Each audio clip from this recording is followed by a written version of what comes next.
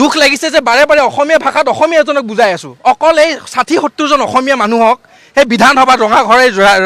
কি কয় ৰজা ঘৰত তেওঁলোকে বহি আছে তেওঁলোকে শুনা নাপায় নেকি বুজি নাপায় অসমীয়া ভাষা কি কৈ আছোঁ মই এছপিৰ কথা ক'ম আমি কি কৈ আছোঁ অসমীয়া হৈ পেলাই অসমীয়াত কৈ আছোঁ যে আমাক ন্যায় লাগে মানিলোঁ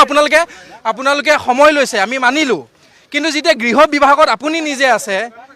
গৃহ বিভাগত যেতিয়া আপুনি নিজে আছে গৃহমন্ত্ৰীজন হৈ পেলাই আছে আপুনি কেনেকৈ ক'ব পাৰে মই ৰাজপথত আহিম কেনেকৈ ক'ব পাৰে যে মই তেল দিম তুমি ভোট দিবা কেনেকৈ ক'ব পাৰে ১২৫০ টকা দিম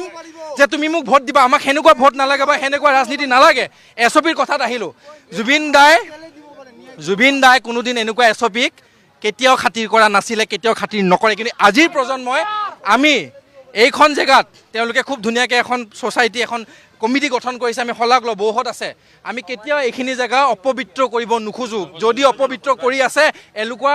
ব্যাখ্যাবিলাকে অপবিত্ৰ কৰিছে গোটেই অসমখন আচলতে গোটেই অসমীয়া মানুহৰ বুকুত বাৰে বাৰে 19 তাৰিখে যিটো ঘাঁ লাগিছিলে সদায় নিমখ ছটিয়াই আছে এওঁলোকে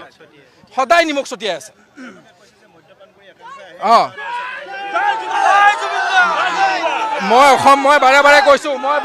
অসমখন হৈ মাত দিছোঁ এজন খিলঞ্জীয়া যুৱক হৈ মাত দিছোঁ অসমীয়াৰ ভাষাৰে কৈ আছোঁ ইয়াতে যদি মদ্যপান কৰি কোনোবা আহিছে চেকিং দিয়ক